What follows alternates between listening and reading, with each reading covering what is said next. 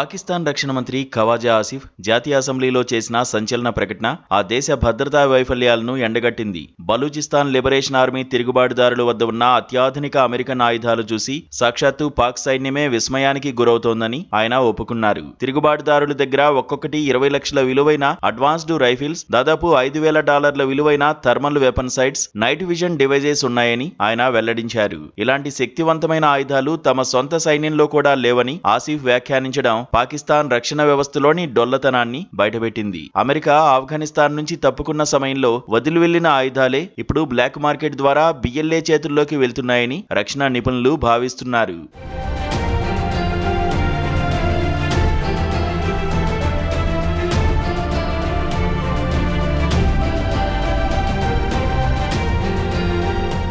ఈ తిరుగుబాటు వెనుక విదేశీ శక్తుల ఆర్థిక తోడ్పాటుతో పాటు ఆఫ్ఘనిస్తాన్ నుంచి ప్రత్యక్ష మద్దతు అందుతోందని రక్షణ మంత్రి ఆరోపించారు. బలూచ్ వేర్పాటువాదుల ప్రధాన నాయకత్వం ఆఫ్ఘాన్ గడ్డపై నుంచే కార్యకలాపాలు సాగిస్తోందని, అక్కడి నుంచే వ్యూహరచన జరుగుతోందని ఆయన పేర్కొన్నారు. భౌగోళికంగా బలూచిస్తాన్ ప్రావిన్స్ చాలా పెద్దదిగా ఉండడం, కొండలు లోయలతో కూడిన క్లిష్టమైన భూభాగం కావడంతో తిరుగుబాటుదారులు అడ్వాన్స్డ్ టెక్నాలజీని ఉపయోగించి గెరిల్లా దాడులకు పాల్పడుతున్నారని, దీనివల్ల భద్రతా బలగాలు భారీగా ప్రాణనష్టం చవిచూస్తున్నాయని ఆసిఫ్ అంగీకరించారు. ముఖ్యంగా చైనా పాకిస్తాన్ ఎకనామిక్ కారిడార్ ప్రాజెక్టులనే లక్ష్యంగా చేసుకుని ఈ దాడులు జరుగుతుండడం పాక్ పాలకులకు కంటి మీద కునుకు లేకుండా చేస్తోంది.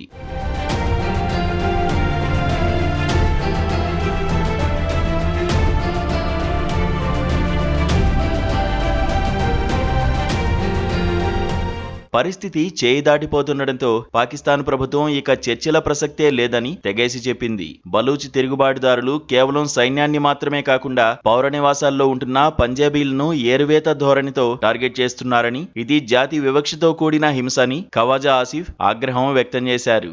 దేశ సార్వభౌమాధికారానికి సవాలు విసురుతున్న ఇటువంటి ఉగ్రవాద మోకలతో శాంతి చర్చలు జరిపే ప్రసక్తే లేదని, పాక్ సైన్యం త్వరలోనే బలూచిస్తాన్లో పూర్తిస్థాయి సైనిక ఆపరేషన్ను ప్రారంభిస్తుందని ఆయన హెచ్చరించారు.